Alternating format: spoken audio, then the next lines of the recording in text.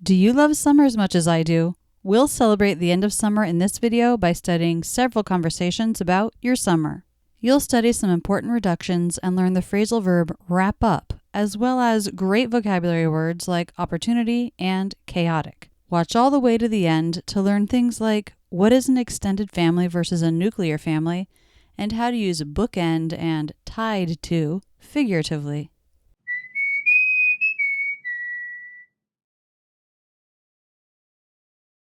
Mom, how's your summer been? It's been good. We usually go out to Colorado late May, early June, but this year we had an opportunity to babysit our grandson in Philadelphia. You're welcome. Opportunity. This is a great vocabulary word. It means a set of circumstances that make something possible. We had a trip, and so we invited my parents to come take care of Stony while we were gone. Sample sentences. I had the opportunity to go to NYC for the weekend because my friend was out of town and offered me her apartment. Or, my work offered to fly me to a conference in Anaheim, so I took the opportunity to visit Disneyland while I was there. But this year we had an opportunity to babysit our grandson in Philadelphia. You're welcome. Do you know the term babysit? This means to care for someone else's children. It's also a noun.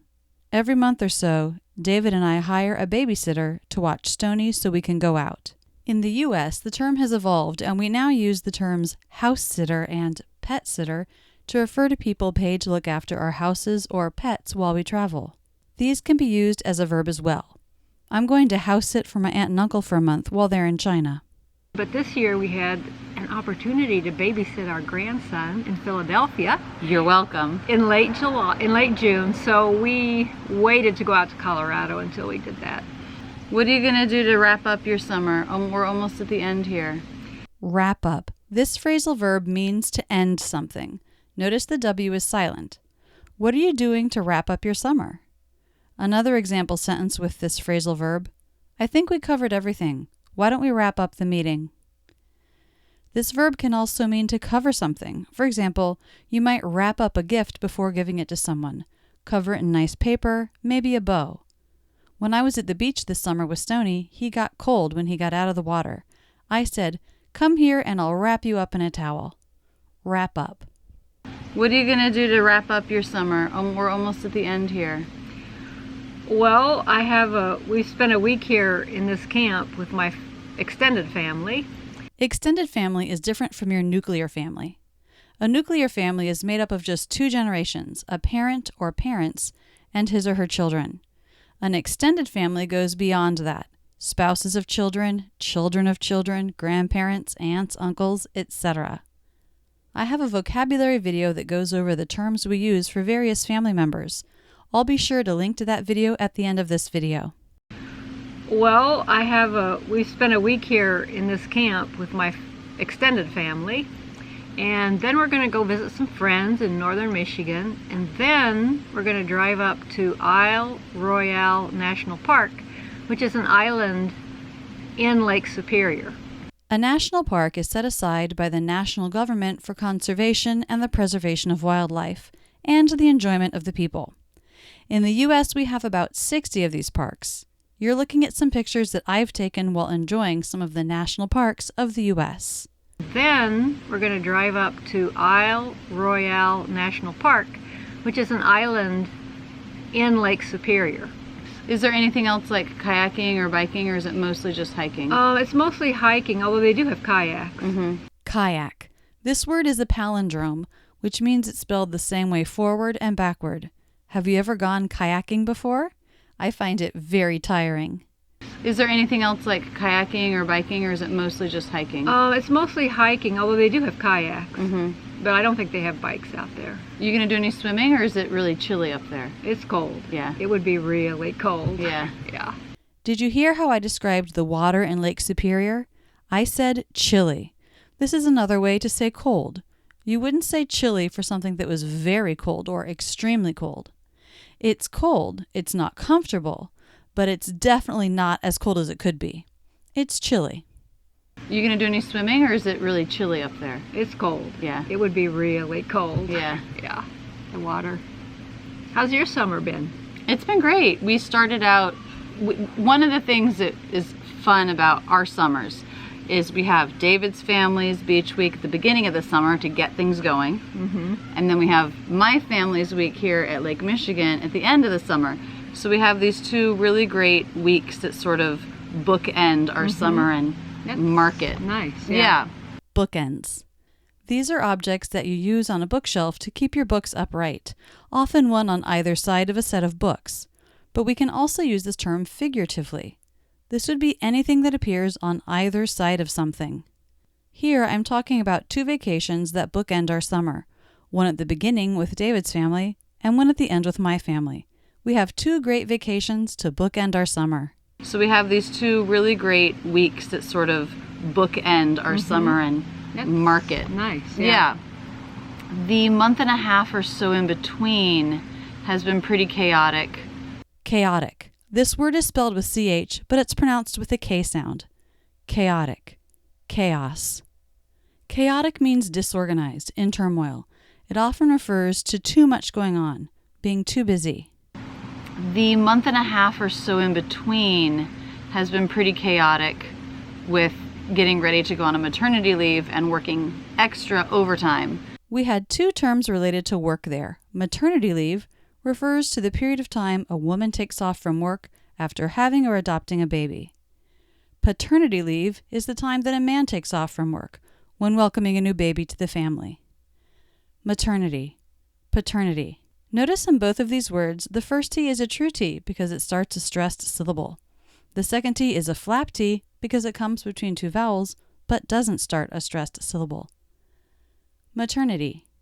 Paternity. With getting ready to go on a maternity leave and working extra overtime. The other term you heard was overtime. This refers to working more than your usual number of hours. For example, in the U.S., at many companies, the standard work week is 40 hours. Depending on your job, if you work more than 40 hours, that's considered overtime, and you might receive higher pay for those hours above 40. A compound word, stress on the first word, over. Overtime. With getting ready to go on a maternity leave and working extra overtime to get all my YouTube videos ready, to get everything for my academy ready. So I've definitely been working more than normal and too much. Yeah. If that was my normal, something would have to change. But it's not the normal. It's just to get ready for the new baby. But the summer's been great. I love summer. You know, as an adult, we don't have kids in school yet. And neither of us works in the school system or the university system. Right. So summer is sort of just like everyday life, but it's not, because you still always take vacations in the summer. Summer is about, I don't know, it's something still so tied to the school schedule. I've just used the term tied to, and I'll use it several more times here. This doesn't literally mean that I'm tied to an object. We mean it to talk about something that's paired together, that goes together. Something that we must adhere to, or rules that we must follow. It usually implies some kind of a limit. For example, I can work anytime from anywhere, but I used to be tied to David's work schedule. We had to be in Philly on certain days. An example sentence: I like to cook all sorts of different things, but I'm tied to the ingredients I can buy in my town. I can't cook all the things I want because I don't have access to certain foods needed to make some international dishes. Summer is about, I don't know, it's something still so tied to the school schedule. That the summer is where, even if you're not tied to the school schedule, you're doing stuff.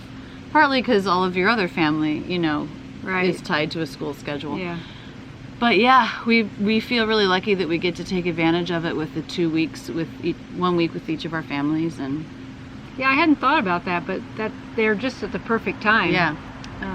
With a little space in between to the start of summer, the end of summer, and then if you want to take a trip in the middle to go do something extra exciting somewhere, you can. But yeah, it's a fun way to sort of start and end the summer. Thank you, Mom, for sitting down to talk with me about this. Now let's get a different perspective from my cousin's 10-year-old daughter. So, Ani, how was your summer? Good. How was your summer? This is a conversation starter question you can use with somebody that you see around the end of August or beginning of September. So, Ani, how was your summer? Good. What'd you do? What'd you do? Did you hear how I pronounced this phrase? We can take the words what and did and combine them by making the final sound of what a D instead of a T. Would, would. That's something you'll hear Americans do. Also, it's common to take an ending D sound and combine it with U to make a J sound. What'd you, what'd you, what'd you do? Do you hear the J sound? What'd you do? What'd you do?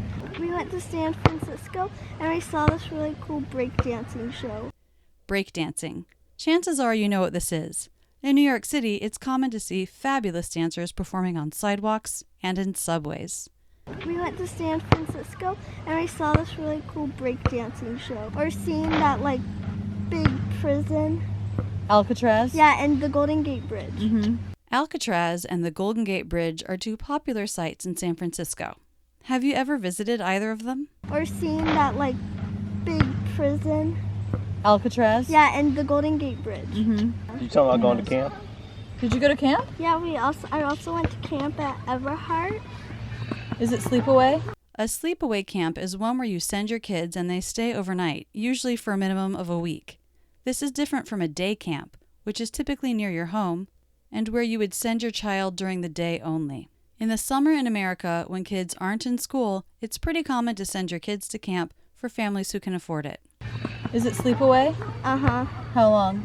1 week. Fun. Did you love it? Uh-huh. My programs were rock climbing, arts and crafts, swimming. What did you do in the arts and crafts? Notice how I'm pronouncing arts and crafts. Two things. The word and is reduced. Arts and crafts. Also, I dropped the T in crafts. This is because it comes between two consonants, F and S. However, I didn't drop it in the word arts. Why? It does come between two consonants there. It's because of the R. We do pronounce the T if it comes after an R and before another consonant, but we usually drop the T if it comes after any other consonant and before another consonant. Arts and crafts. Arts and crafts. What did you do in the arts and crafts? What'd you make? What'd you make? Another example of taking what did you and reducing it to what'd you. What'd you make? Just like what'd you do at the beginning of this video. Try that out loud with me now. What'd you? What'd you make? What'd you make? What'd you make? So we made this floral painting thing. That sounds pretty. And we also did tie-dye. Tie-dye, a favorite summer camp activity. Have you ever done tie-dye? Notice the two words are spelled differently, but they both make the I as in by diphthong. Tie-dye. Tie-dye. And we also did tie-dye. Wow, you did a lot. Mm-hmm. What a great summer. Yeah. How old are you? 10. It's a good 10-year-old summer. Yeah. Thank you, Ani, for letting me interview you. Earlier in the video, when we were talking about extended family, I told you about a video I made on family vocabulary. Click here to watch that video to see the various terms we use for family members in English. To see other English conversations analyzed like this, click here for a full playlist. That's it, and thanks so much for using Rachel's English. If you want to see my absolute latest video, click here. If you're new to the channel, check out this Where to Start playlist. Click here to subscribe. I make new videos on American English every Tuesday. To be sure we can keep in touch, click here to sign up for my newsletter. You'll get free lessons in your inbox every week.